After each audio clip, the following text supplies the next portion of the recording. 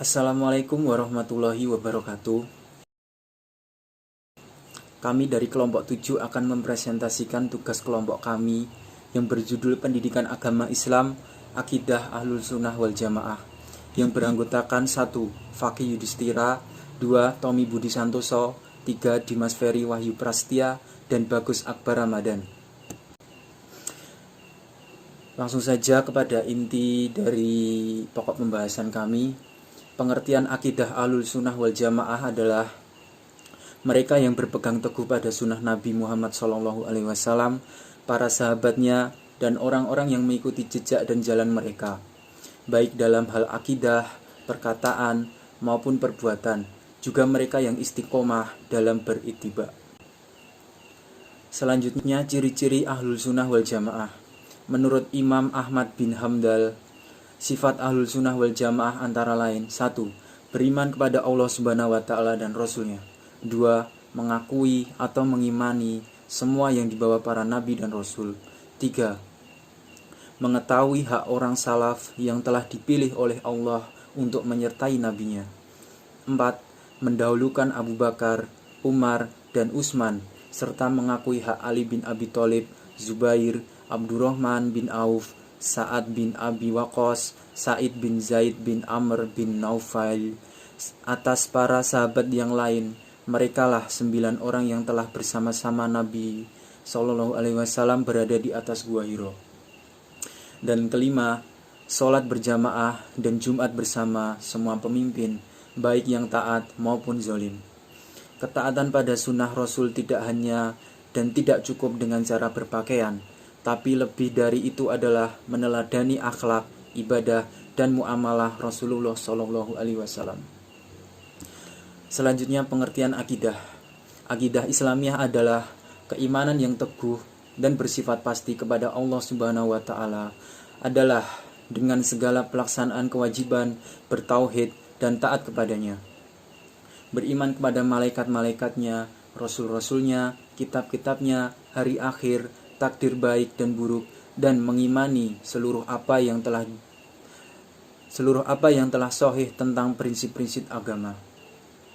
Perkara-perkara yang gaib, beriman kepada apa yang menjadi ijma' dari salafus soleh, serta seluruh berita-berita goti, baik secara ilmiah maupun secara amaliyah, yang telah ditetapkan menurut Al-Quran dan As-Sunnah yang sahih serta ijma' salafus soleh. Selanjutnya akan dilanjutkan kepada rekan saya. Penamaan akidah menurut firqah sekte lain. Ada beberapa istilah lain yang dipakai oleh firqah sekte lain Ahlus Sunnah sebagai nama dari ilmu akidah, dan yang paling terkenal diantaranya adalah 1. Ilmu kalam. Penamaan ini dikenal di seluruh kalangan aliran teologis mutakalimin penanggung ilmu kalam seperti aliran Mu'tazilah, Asy'ariyah, dan kelompok yang sejalan dengan mereka. Nama ini tidak boleh dipakai karena ilmu kalam itu sendiri merupakan suatu hal yang baru lagi adakan dan mempunyai prinsip takhawul, mengatakan sesuatu atas nama Allah dengan tidak dilandasi ilmu, dan larangan tidak bolehnya nama tersebut dipakai karena bertentangan dengan metodologi ulama syalaf dalam penetapan masalah-masalah akidah. 2. Filsafat. Istilah ini dipakai oleh para filosof dan orang yang sejalan dengan mereka. Ini adalah nama yang tidak boleh dipakai dalam akidah karena dasar filsafat itu adalah khayalan rasional, fiktif, dan pandangan-pandangan khurafat tentang hal-hal yang gaib. 3. Tasawuf. Istilah ini dipakai oleh sebagian kaum sufi, filosof, orientalitas, serta orang-orang yang sejalan dengan mereka. Ini adalah nama yang tidak boleh dipakai dalam akidah karena merupakan penamaan yang baru lagi diadakan. 4. Wilayat teologi. Wilayat adalah kajian akidah dengan metodologi filsafat. Ini adalah nama yang dipakai oleh mutakalimin, para filosof, para orientalis, dan para pengikutnya. 5. Kekuatan di balik alam metafisik. Sebutan ini dipakai oleh para filosof dan para penulis barat, serta orang-orang yang sejalan dengan mereka. Nama ini tidak boleh dipakai karena hanya berdasar pada pemikiran manusia sementara dan bertentangan dengan Al-Quran dan As-Sunnah. Inilah sebab-sebab penyimpangan akidah Islam yang tidak kita sadari. 1. Kebodohan terhadap akidah Islam yang sahih, akidah sahihah. Hal ini terjadi karena tidak mau atau enggan mempelajari dan mengajarkannya, atau karena kurangnya perhatian terhadapnya, sehingga tumbuh sesuai generasi yang tidak mengenal akidah Islam yang sahih dan tidak juga mengetahui kebalikannya. Akibatnya, mereka menganggap bahwa yang hak adalah sesuatu yang batil dan sesuatu yang batil dianggap sebagai hal yang hak. Sebagaimana yang pernah dikatakan oleh Umar bin Khattab, sesungguhnya ikatan simpul akan putus satu demi satu, manakala di dalam Islam terdapat orang yang tumbuh tanpa mengenal kejahilan. 2. Ta'asyahud atau fanatik kepada sesuatu yang diwarisi dari bapak dan nenek moyangnya, sekalipun hal itu batil, dan mencampakkan apa yang menyalahinya sekalipun hal itu benar, sebagaimana firman Allah. Dan apabila dikatakan kepada mereka, ikutilah apa yang telah diturunkan Allah, mereka menjawab, tidak, tetapi kami hanya mengikuti apa yang telah kami dapati dari perbuatan nenek moyang kami. Apakah mereka akan mengikuti juga walaupun nenek moyang mereka itu tidak mengetahui sesuatu apapun dan tidak mendapat petunjuk? 3. Tolik buta. Dengan mengambil pendapat manusia dalam masalah akidah tanpa mengetahui dalilnya, tanpa menyelidiki seberapa jauh kebenarannya, sebagaimana yang terjadi pada golongan-golongan seperti Mu'tazilah, Jahmiyah, dan yang lainnya. Mereka bertauhid kepada para pemimpin mereka walaupun sesat, sehingga mereka juga ikut dalam kesesatan. 4. Hulu atau berlebihan dalam mencintai para wali dan orang-orang soleh, serta mengangkat mereka di atas derajat yang semestinya. Penyimpangan dalam akidah Islam ini yaitu mereka menjadi para wali sebagai perantara antara Allah dan makhluknya, sehingga sampai pada tingkat penyembahan para wali tersebut bukan menyembah Allah Subhanahu wa Ta'ala. Mereka bertakarub kepada keburuan para wali dengan hewan kurban, nazar, doa, istighotsah, dan meminta pertolongan, sebagaimana yang menjadi apa kaum Nabi Nuh alaihi salam terhadap orang-orang soleh ketika mereka berkata dalam firman Allah, jangan sekali-kali kamu meninggalkan penyembahan Tuhan-Tuhan kamu, dan jangan pula sekali-kali kamu meninggalkan penyembahan Wat dan Canaan pula Suwa, Yakuz. 5. Ghaflah atau lalai terhadap perenungan ayat-ayat Allah Subhanahu wa Ta'ala, ayat Allah yang terdiri atas ayat yang tertuang dalam kitabnya dan terhampar di jagat raya. 6. Rumah tangga yang kosong dari pengarahan ajaran Islam. Peran orang tua sangat menentukan bagi perkembangan anak, terutama dalam mendidik akidah Islam. Apabila orang tuanya kosong dari ajaran Islam, maka anaknya pun akan mengalami hal yang sama. Jadi peran orang tua sangat besar dalam meluruskan jalan hidup anak-anaknya. 7. Enggannya media pendidikan dan media informasi dalam melaksanakan tugasnya. Kurikulum pendidikan kebanyakan tidak memberikan perhatian khusus terhadap pendidikan agama Islam, bahkan ada yang tidak peduli sama sekali. Sedangkan media informasi bukannya membangun dan mendidik malah jadi alat penghancur dan perusak. Mereka lebih memfokuskan kepada yang bersifat materi dan hiburan semata. Mereka tidak memperhatikan moral dan akidah Islam dan sengaja membiarkan aliran-aliran sesat. Dari sinilah muncul generasi yang telanjang tanpa senjata yang tidak berdaya di hadapan pasukan kekufuran yang begitu lengkap persenjataannya. Cara-cara menanggulangi penyimpangan akidah Islam.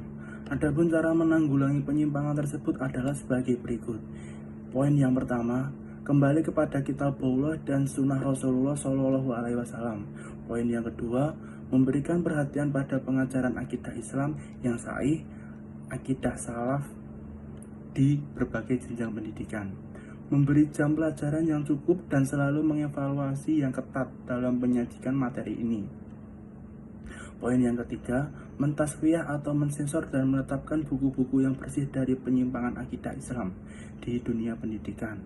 Poin yang keempat, menyebar para dai yang meluruskan akidah umat Islam dengan mengajarkan akidah Islam yang salaf serta menjawab dan menolak seluruh akidah batil. Syiah adalah kelompok menyimpang yang cukup awal muncul dari tubuh kaum muslimin. Awalnya penyimpangan ini hanya sekedar melebihkan Ali dan ahli bait Rasulullah.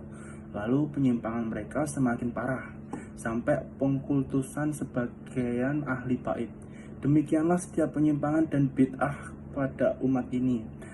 Awalnya kecil, bahkan menyerupai kebenaran, kemudian membesar dan bahkan dapat mengeluarkan pelakunya dari Islam. Di antara pokok penyimpangan Syiah, yang pertama, Syiah meyakini bahwa kitab suci Al-Quran yang ada sekarang tidak otentik lagi, alias telah mengalami penambahan dan pengurangan. Orang Syiah mengkafirkan para sahabat Rasulullah kecuali segelintir orang saja seperti Abu Dzar, Salman Al-Farisi, dan lainnya. Termasuk yang dikafirkan oleh mereka adalah Abu Bakar As-Siddiq, Umar bin Khattab, Utsman bin Affan, dan Ummul Mukminin Aisyah radhiyallahu anhu ajmain. Orang Syiah khususnya Rafidhah meyakini bahwa imamah atau kepemimpinan kaum muslimin hanya ada para imam mereka yang berjumlah 12. Meyakini imamah adalah salah satu rukun Islam bagi mereka. Mereka memiliki banyak keyakinan yang gulu atau bisa disebut berlebihan tentang imam-imam mereka, seperti keyakinan bahwa imam-imam mereka maksum dan mengetahui hal yang gaib. Orang Syiah menghalalkan bahkan menganjurkan nikah mut'ah kontrak, yaitu nikah dalam durasi tertentu, misal sehari atau sepekan. Padahal jelas bahwa nikah mut'ah dilarang dalam Islam karena pada hakikatnya nikah mut'ah adalah zina yang terselubung. Kelompok penyimpangan akidah yang pertama, Khawarij. Bersama dengan Syiah, Khawarij adalah kelompok penyimpangan yang pertama kali muncul dalam tubuh umat Islam sekitar tahun 37-40 Hijriah. Bahkan benih-benih mereka telah muncul sejak zaman Nabi.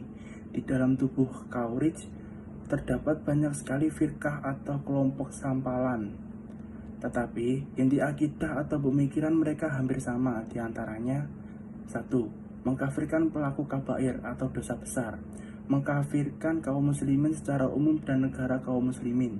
Yang ketiga, mereka adalah orang-orang yang menarik tangan atau keluar dari baiat dari pemimpin kaum muslimin dan melakukan pemberontakan baik dalam hati, dengan lisan, atau bahkan dengan mengangkat senjata. Mulai nampak munculnya Khawarij adalah saat terjadi perang Siffin yang terjadi antara Khalifah Ali bin Ahli Syam. Saat itu Ahli Syam menawarkan kepada Ali untuk melakukan tahkim atau perundingan yang diwakili 2 orang laki-laki, satu dari Irak dan satu dari Syam. Khalifah Ali pun menyetujuinya. Orang-orang Khawarij yang mana awalnya berada di dalam barisan pasukan Ali pun mengingkari urusan tahkim lewat perwakilan ini. Mereka mengatakan bahwa itu itu berarti berhukum dengan selain hukum Allah sambil mengulang-ulang firman Allah. Sesungguhnya hukum hanya milik Allah. Quran Surat Yusuf ayat 40. Qadariyah. Digelari Qadariyah demikian karena mereka menafikan takdir Allah dan menyandarkan perbuatan hamba pada kehendak dan kemampuan mereka sendiri. Ini berarti menetapkan pencipta atas perbuatan hamba selain Allah. Kelompok Qadariyah mulai muncul tahun 62 Hijriah. Di antaranya pencetus dan generasi awal mereka adalah Ma'bad al-Juhani yang mati tahun 80 Hijriah dan Ghailan ad-Dimsyqi mati tahun 105 Hijriah. Ringkasnya, mereka mengatakan bahwa Allah tidak mentakdirkan perbuatan hamba, tidak pula menulisnya dalam Lauhul Mahfuz, dan bahwasanya segala sesuatu itu mustanafah, yaitu tidak diketahui oleh Allah dan tidak ditakdirkan oleh Allah sebelumnya. 3. Murji'ah. Salafus salih bersepakat bahwa keimanan itu mencakup pembenaran dalam hati, keyakinan, ucapan dengan lisan, dan amal dengan anggota badan. Adapun kaum Murji'ah mengatakan bahwa amal tidak termasuk dalam keimanan. Sebagian kelompok Murji'ah mengatakan kemaksiatan tidak berbahaya atau tidak mengurangi keimanan seseorang, sebagaimana ketaatan tidak bermanfaat atas kekafiran. Padahal yang benar adalah bahwa iman itu naik dan turun, naik karena ketaatan dan turun karena kemaksiatan. 4. Mu'tazilah. Mu'tazilah adalah kelompok aklaniyah atau ahli akal kalamiah dan filsafat. Mereka banyak mencampur adukan syariat dengan filsafat dan akal. Di antara pokok pemikiran mereka adalah apa yang disebut dengan usul khamsah. 1. Manzilah baina manzilataini, atau kedudukan di antara dua kedudukan, yaitu bahwa seorang fasik yang berbuat dosa besar tidaklah mukmin dan tidak pula kafir, tetapi di antara keduanya. 2. Tauhid, yaitu menafikan sifat Allah. 3. Adl atau adil, maksud mereka menafikan qadar. 4. Al-wa'ad wal wa'id, yaitu bahwa seorang yang berbuat dosa besar dan tidak bertaubat maka akan kekal di neraka. 5. Ambil ma'ruf wan nahyil anil munkar, maksud mereka adalah keluar dari pemerintah dan melazimkan manusia dengan pemikiran dan akidah mereka. Digelari Mu'tazilah karena pemimpin mereka, yaitu Wasil bin Antok, meninggal 131 Hijriah, memisahkan diri I'tazala dari Majelis. Hasan al-Basri rahimahullah meninggal 110 Hijriah. Sebagian mengatakan digelari Mu'tazilah karena mereka memisahkan diri dari jamaah kaum muslimin dan para imam mereka serta menyelisihi mereka. Kelompok ini cepat sekali menyebar ke seluruh penjuru daerah kaum muslimin saat itu karena mereka ahli debat dan banyak mengirim utusan-utusan ke penjuru negeri. Kelompok-kelompok setelahnya. Kelompok-kelompok yang datang setelah kelompok di atas kebanyakan adalah kelanjutan dari penyimpangan mereka. Sebagian kelompok mencampur adukkan pemikiran kelompok-kelompok sebelumnya. Di antara kelompok itu adalah Karamiyah. Mereka adalah sahabat Abi Abdillah Muhammad bin Hiram, dan mereka adalah orang-orang yang menetapkan sifat Allah sampai pada taraf tajsim dan tasbih, menyerupakan Allah dan makhluk.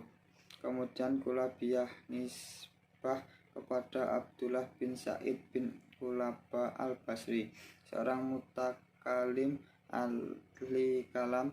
Dia adalah pemimpin kelompok ini. Tidak kalah bahaya adalah kelompok Sufiyah. Di antara ciri khas kelompok Sufiyah adalah jauh dari ilmu, salah atau berlebihan dalam memahami zuhud, meyakini kasyaf atau dapat menyingkap hal-hal yang tersembunyi dan ilmu gaib, membagi agama menjadi syariat dan hakikat dan lainnya. Sekian dan terima kasih.